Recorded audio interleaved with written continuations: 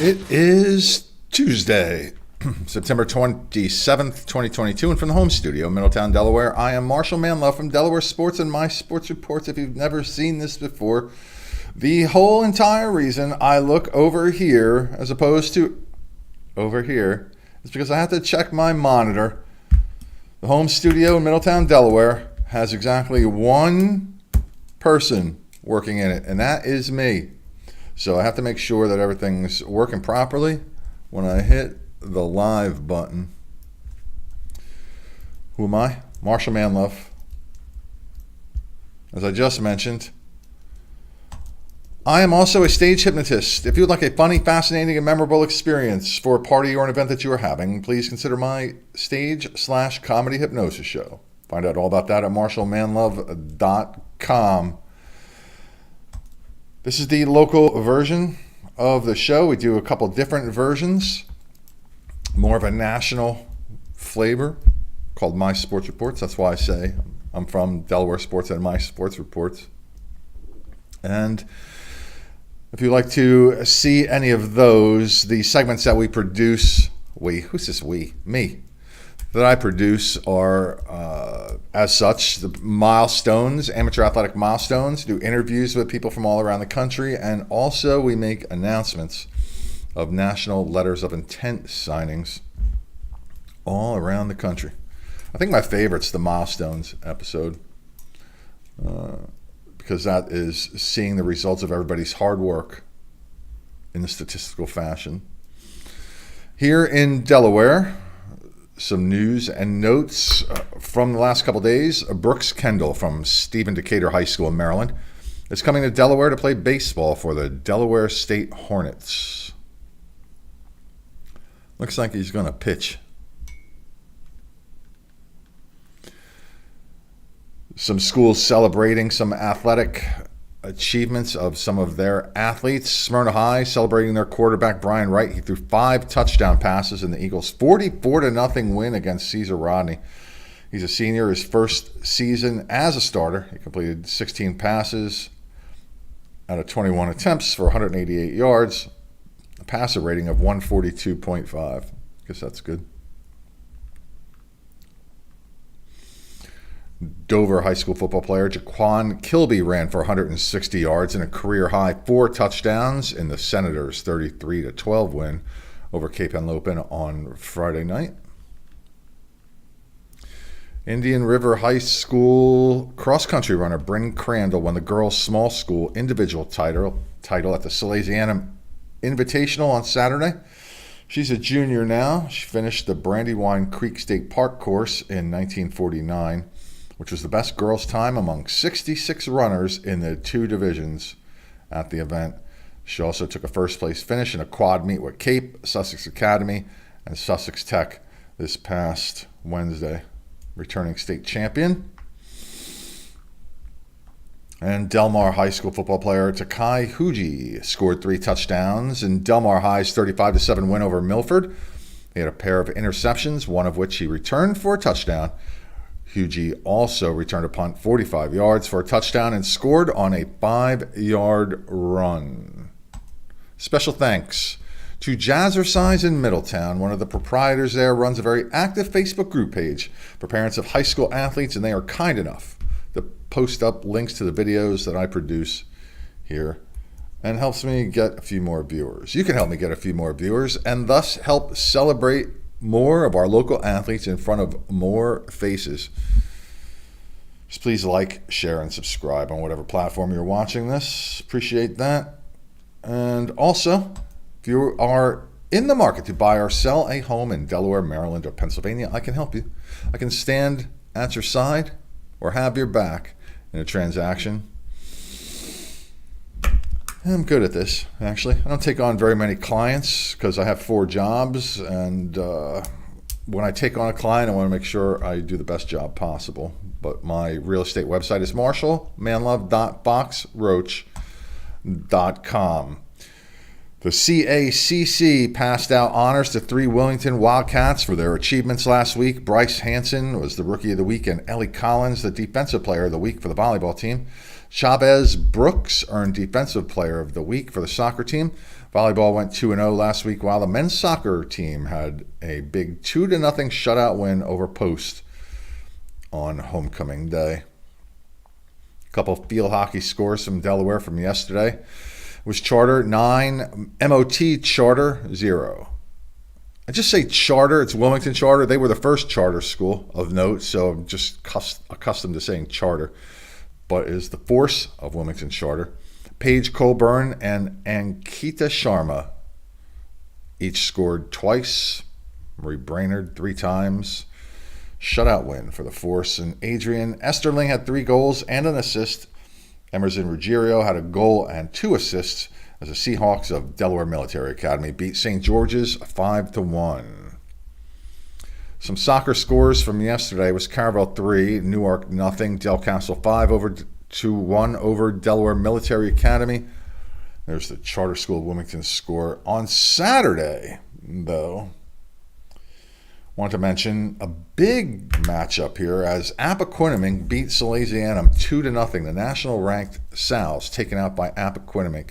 First loss of the season for Salesianum. Appoquinimink's 2-2. Their 2 losses coming to out-of-state teams, one of them being St. Albans School in D.C., the champions from their particular conference, district, region. We had them on the St. Albans team to talk to them on My Sports Report's interview segment. Thomas Hastings and Jace Tierney scored the 2 goals for the Jaguars, and sophomore Riley Busby had 12 saves in goal. So that would shake some things up in the local rankings and the national rankings, I imagine. As far as undefeated teams, still in the high school ranks here in Delaware, Cape and Lopin's 5-0. The Force of Wilmington Charter School 4-0, Del Castle 3-0 in Division 1. In Division 2, Caravel, the reigning state Division 2 champions, are 6-0. St. Mark's 5-0. Wilmington Friends 5-0. The Red Wolves of Concord 3 wins. Indian River and St. Andrews each undefeated but have a tie on their mark so far. A couple volleyball scores. The first one there is a Maryland game. And then we have Odyssey Charter, 3-1 winners over Woodbridge. It was William Penn in 5 sets over Laurel. And Delaware Military Academy took out MOT Charter in straight sets. So I wanted to just mention one thing about volleyball. So one of my 4 jobs is as a referee. I'm actually the rules interpreter for the board. And I want to just give a tip for those who might watch volleyball. When you are watching volleyball, we all know that basically it takes 3 hits to go over the net. However, there are occasions when you might see 4 and even a possibility of a 5th hit on one side of the net. The team that goes to block a ball when the opposing team is trying to kill the ball, if the hand is above the net and the ball deflects off that hand, the block, that is not considered a hit. The next hit would be the first hit. So sometimes you'll see, that's 4 hits, that's 4 hits when somebody goes to block a volleyball. As long as the hands are over the net, it doesn't count as a hit. Also, the very first ball over the net for the receiving team can be kind of ugly. You can actually have a deflection that could hit somebody's shoulder or head and go straight up in the air. And while that looks like 2 hits, it's actually 1.